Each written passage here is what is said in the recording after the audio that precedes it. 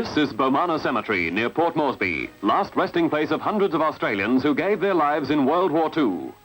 Anzac Day, and native soldiers take prominence wearing medals won in the grim campaigns against the Japanese. At the Cross of Remembrance, all heads are bowed as memories are revived of the grim encounters along the Kokoda Trail of the Owen Stanley Rangers. An imposing backdrop to an unusual Anzac Day service.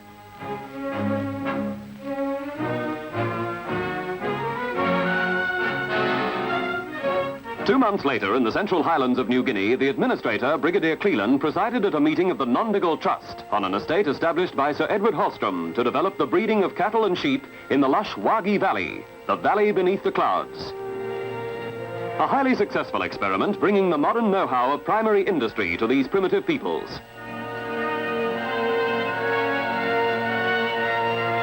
Later in the year, Port Moresby was again in the news as preparations were made for a visit by the Duke of Edinburgh. The natives came from villages far and wide, sporting their most colourful regalia to welcome the royal visitor. His Royal Highness spent 5 days in the territory before moving down to a North Queensland cattle station at Brunette Downs, where he was given an insight into the beef industry.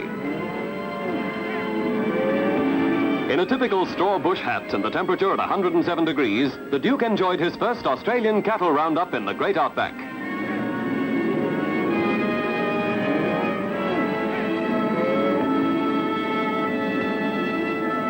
Across the heart of the continent at Alice Springs, a church had been erected.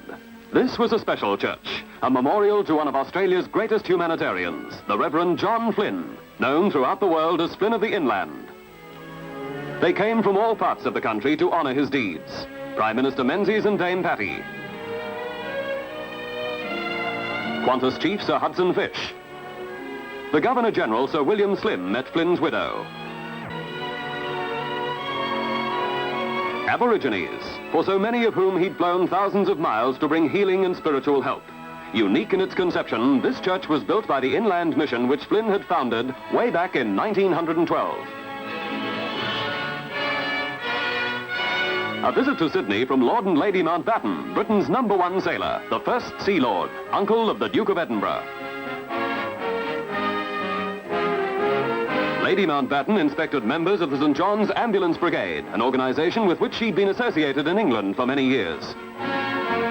And then at Garden Island, Lord Louis, or El Supremo as he was known in the years of World War II, relaxed discipline to call for a stand-easy parade on the flight deck of HMAS Sydney. With HMAS Sydney outmoded and obsolete, HMAS Melbourne arrived from England to become the flagship of the Australian Navy. The mighty carrier had been commissioned only 6 months previously and was equipped with a flock of gannets and venoms for new techniques of anti-submarine and fighter operations. The latest and largest addition to our fleet was brought across the world by Captain Gattaker. On the other side of the world, the USS aircraft carrier Essex was on manoeuvres. As Lieutenant Herbert Camp and his Cougar jet returned to the flat top, watch this amazing picture as the arresting gear of the Essex fails, and the jet, with its wheels buckled, plunges into the water.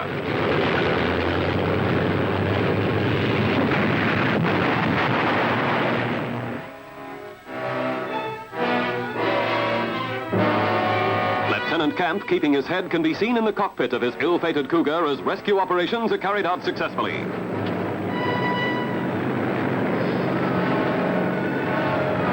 The pilot none the worse for his ducking, proving again that the Navy looks after its own. In the early hours of the morning of the 2nd of August, the 640-ton Birchgrove Park, bound from Newcastle to Sydney, was battling against headwinds and rough seas off Broken Bay when her cargo of coal shifted. Within minutes, the collier had capsized and sank, and the pilot steamer Captain Cook was quickly on her way. The British submarine Thorough, joined by 2 minesweepers, a boom defense vessel, 5 merchant ships and Neptune bombers from Richmond Air Force Base were also in the search. Of the crew of 14 of the Birchgrove Park, only 4 survived. 2 struggled ashore unaided at Lobster Bay, while the submarine Thorough and the minesweeper Walker each picked up a swimmer 4 miles offshore, about 6 hours after the collier had plunged to the bottom. Another sea tragedy on the New South Wales coast claimed hundreds of lives, but this time the victims were all killer whales. Aptly named Treachery Beach, north of Newcastle, scene of the mass suicide as the whales, some of them 15 feet long, became stranded in the shallows. And phew, what a problem they became.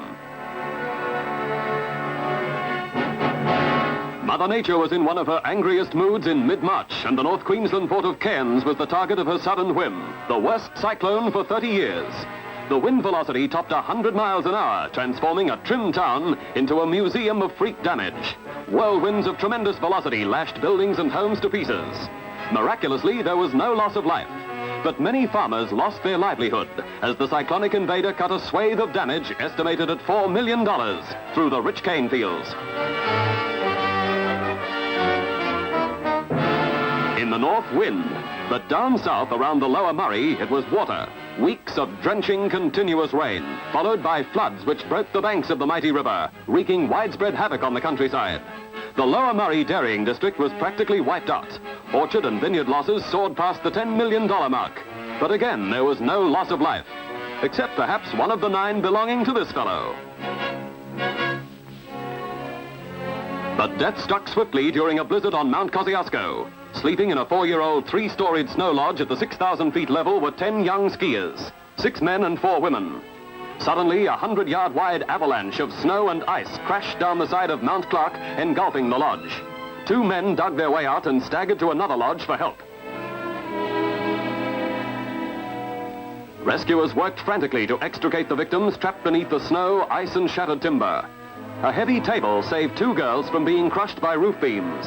Of the 10 occupants of the lodge, 9 escaped, but 20-year-old Rosalind Vesey had died instantly as she slept, the first avalanche victim in Australian skiing history.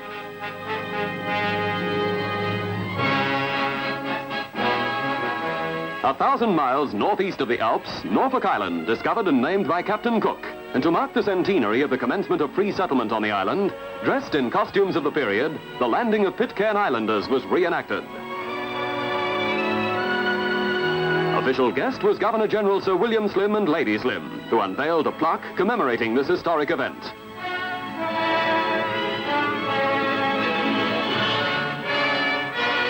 A turbulent period with a background of mutiny, vividly recalled on this June day in 1956.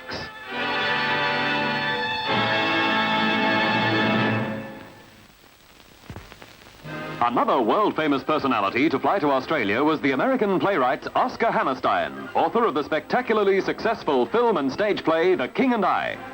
When the Olympic Games are finished, will you be seeing any other parts of Australia? Well, when they're finished, we'll be flying home. But before they start, we expect to visit Alice Springs and go to a sheep station, spend a few days on there, because I've never seen one. As official guest for Coral Sea Week came General Jimmy Doolittle, who led the first American bomb raid on Tokyo from aircraft carriers in April 1942. We expect to be here for 3 weeks, during which time we'll have an opportunity to see a considerable part of this wonderful country. We're delighted to have this opportunity. We feel very strongly that Australia and America must continue to work together in time of peace, just as they work together in time of war. From Scotland came the World Chief Scout Lord Roallan to attend the Pan-Pacific Jamboree at Clifton Park, Victoria. 17,000 scouts from 53 countries under canvas for 2 weeks. Proudest moment for the troop leaders was the handshake, Scout style, with their chief, successor to Lord Baden-Powell, founder of the worldwide youth movement. Though many of the young men spoke little English, after Lord Roallan's address, all were able to join in a universal expression of appreciation and goodwill. After an extensive tour of Southeast Asia, United Nations Secretary-General Dag Hammarskjöld visited Canberra for talks with political and service chiefs before flying on to New Zealand. He was later to die in a plane crash in Rhodesia while attempting to solve the Congo crisis. Sydney Airport saw the end of a dramatic flight to freedom across the world for 83 Hungarian refugees, an arrival marked by scenes of mixed emotions. Laughter and tears of joy for some, heartbreaking, bitter disappointment for others who waited in vain for loved ones who might have been able to escape the bloody suppression of Hungary's courageous but short-lived and futile stand against communism.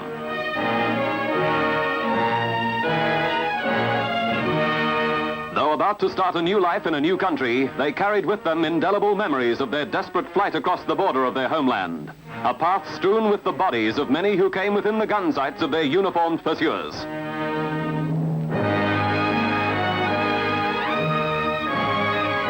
Another world trouble spot.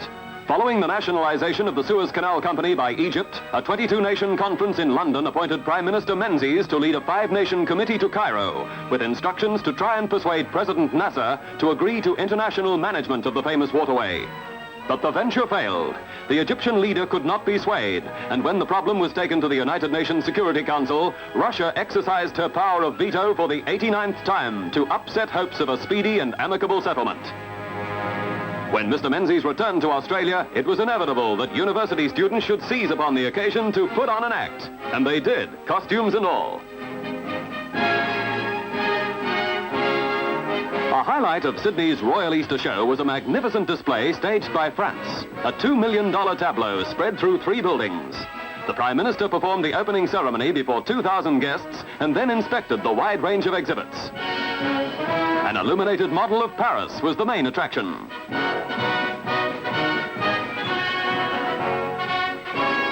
But there were many other eye-catching items ranging from heavy machinery to the finest dress materials.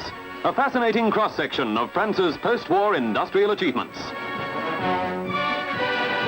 Dr. Jonas Salk made world headlines in America when it was announced that trials of his poliomyelitis vaccine had proved successful. The Australian government immediately arranged for the research laboratory at the Fairfield Hospital in Melbourne to implement a nationwide immunisation campaign directed by Dr. Baisley, an Australian who was Dr. Salk's right-hand man. In 1956, over 1,000 new cases of polio were notified in Australia. 8 years later, only 8 were recorded. They were also having youngster troubles down at the zoo. But to rectify things, here's Jack Davy. I didn't want to be a monkey, says this one. There's too many of them hanging around as it is. Well, they've made a monkey out of you, brother, so that's how you'll stay. All this is too much for Sir Edward Hallstrom, so he calls in our old friend Matron Davy. She's a whiz when it comes to weaning a weenie wombat. A wombat is like any other baby when it's full. It needs winding. That's the boy. Baby roos sometimes must have their temperatures taken. This one's ill. Too many hops. You've been a good boy, so here's 2 bob to put in your pocket.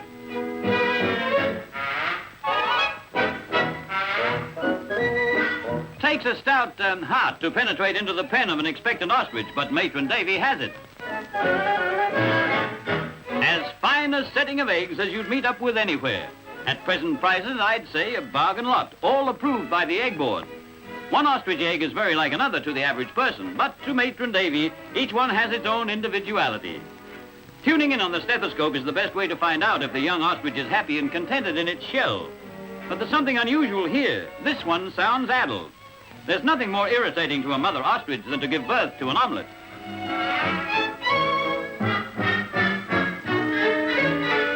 Ah, it looks as if there's been a nigger in the woodpile.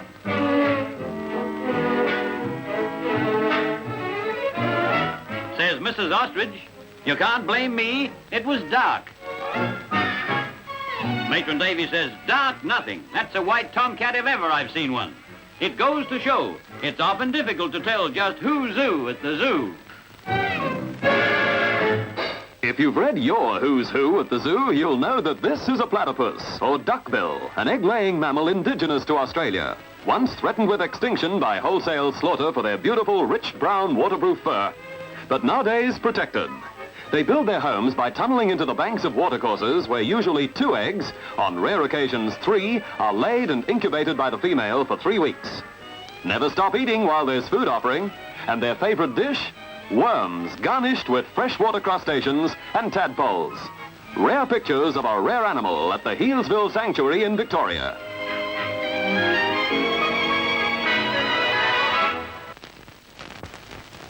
Wimbledon 1956. Lou Hode, winner of the Australian, French and Italian championships, is fighting out the All-Australian final with Ken Rosewall. Despite his opponent's determination and artistry, Lou's power game proves too good for the diminutive Ken.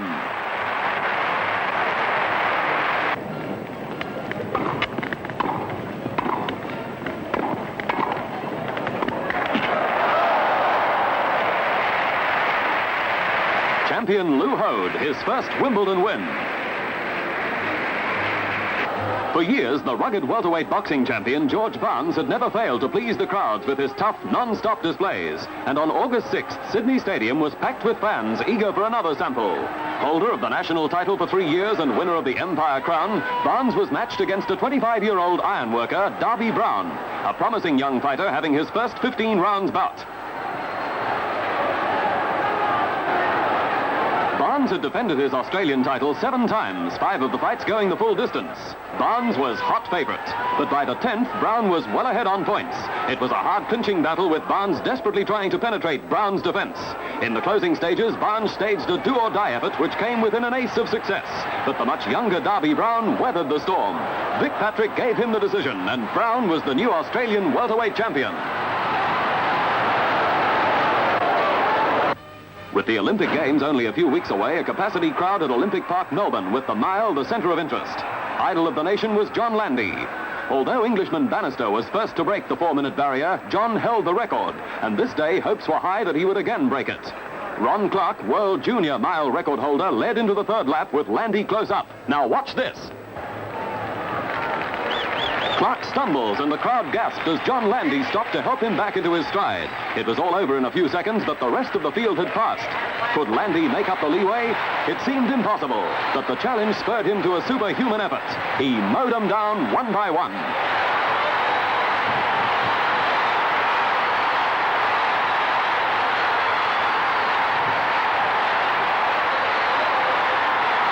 Here comes an unbelievable burst to the tape. The time, 4 minutes, 4.2 seconds. Undoubtedly, Landy sacrificed his chances of setting a new world record, but in so doing, consolidated his already high reputation, not only as a competitor, but also as a sportsman.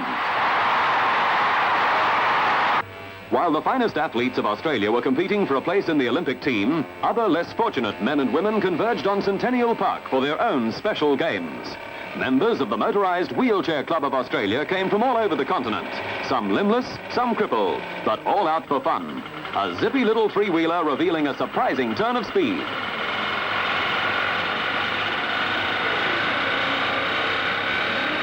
In the big race of the day, every wheelchair accelerator was flat out, and so were a couple of drivers. But don't worry, it looked much worse than it was, and there were plenty of helpers for those courageous wheelchair derby contestants. What might be termed an aerial wheelchair carried the Governor of Victoria, Sir Dallas Brooks, and Lady Brooks to the Yarra Yarra Golf Course for the Ampol $20,000 golf tourney. Peter Thompson headed the star-studded field, which included an up-and-coming young South African, Gary Player. Former Australian Open champion Ozzie Pickworth was destined to share 3rd place with Victorian Jack Harris and Flory Van Donk from Belgium. A bout of hay fever upset Thompson's chances, and Player steadily drew away from the field. He was 2 strokes in front of American Bo Winiger at the 54th and finished 6th in front with a score of 280 to win the richest prize ever offered in England or Australia and record his first tournament victory outside his home country. I prayed to God to let me win so I could go home and get married, said Player, and that's just what he did.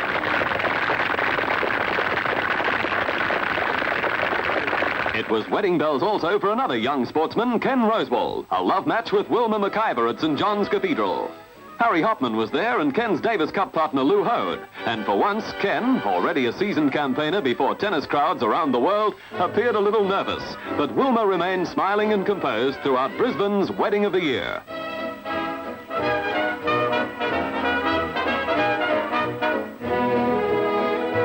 This was a year to remember with a preview of the latest in beachwear. Designers had borrowed ideas from the ancient Egyptians. A sign inspired by the leopard, favorite household pet of the pharaohs. And this design is called Siren of the Nile, complete with built-in postcards, something for the high priestess with the mostest. This swimsuit featured scarabs, sphinxes, and sacred dogs with a hat along traditional lines. The balcony bra line, guaranteed to draw tut-tuts from King Tut.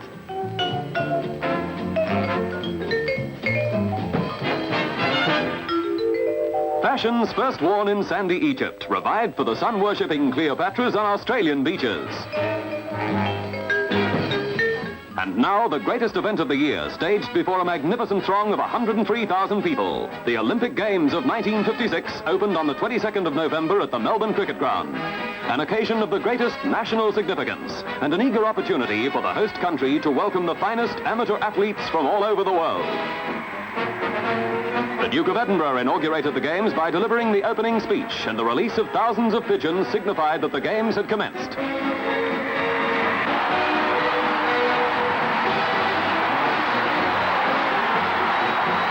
The Olympic torch on the final stage of its world journey from Olympia in Greece was borne proudly into the stadium by a young Australian, Ron Clark, destined to become one of the greatest distance runners of all time.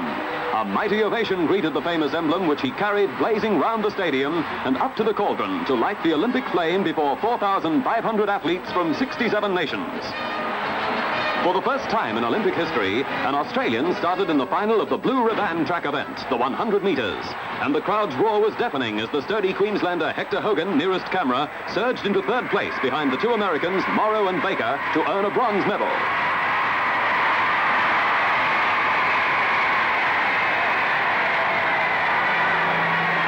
Morrow went on to complete the sprint double, establishing an Olympic record in the 200 meters.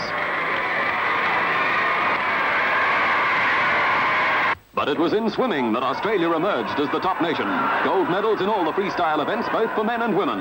In the women's 400 meters race, Lorraine Krapp, who had already rewritten the record book for all distances, proved in a class of her own. Displaying her perfect, effortless style, led from the start, finishing almost 8 seconds ahead of her teammate Dawn Fraser. But the positions were reversed in the 100 meters, in which Dawn set a new world record of 62 seconds. Lorraine Krapp, Australia's greatest woman middle distance swimmer in 1956.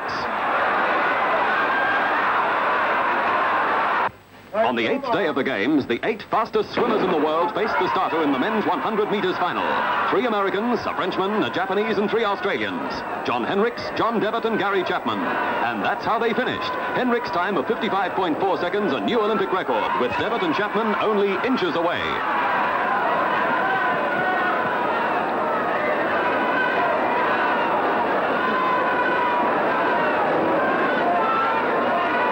Henricks, world record holder and Olympic champion. Then it was back to the Melbourne Cricket Ground for the 5,000 meters final, with all eyes on the blonde Russian naval officer Vladimir Kutz, who'd already set a new Olympic record in the 10,000 meters, beating the Hungarian champion Kovacs and Australia's Alan Lawrence.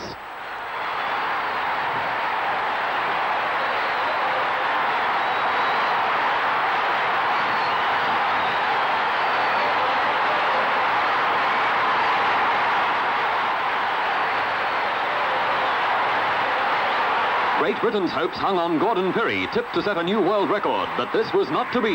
The supremacy of Kutz was never in doubt. In a remarkable display of tactical pace variation, he led almost throughout, clearing out from Pirrie and Ibbotson, also of Great Britain, in the 21st and last lap to set his second Olympic record.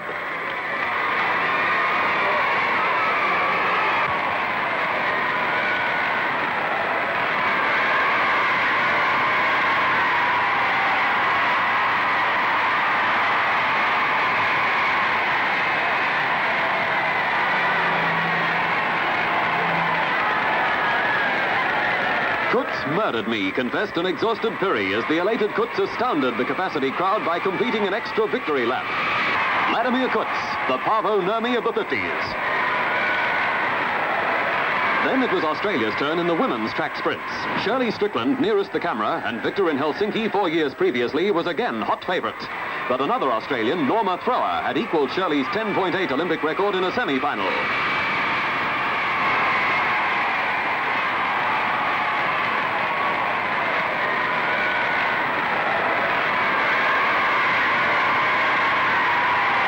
The amazing West Australian cleared out from the field in the final to win by 2 yards from the German girl Kohler, with Thrower in third place. And the time, 10.7, a new world record.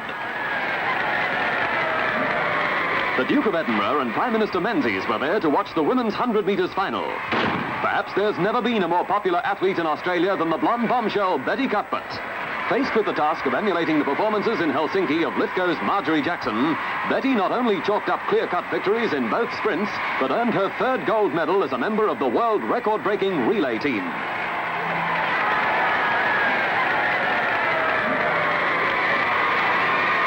Betty Cuthberts, an athletic symbol at the close of a year in which Australia reached her highest peak in the wide field of amateur sports. 1956, a year to remember.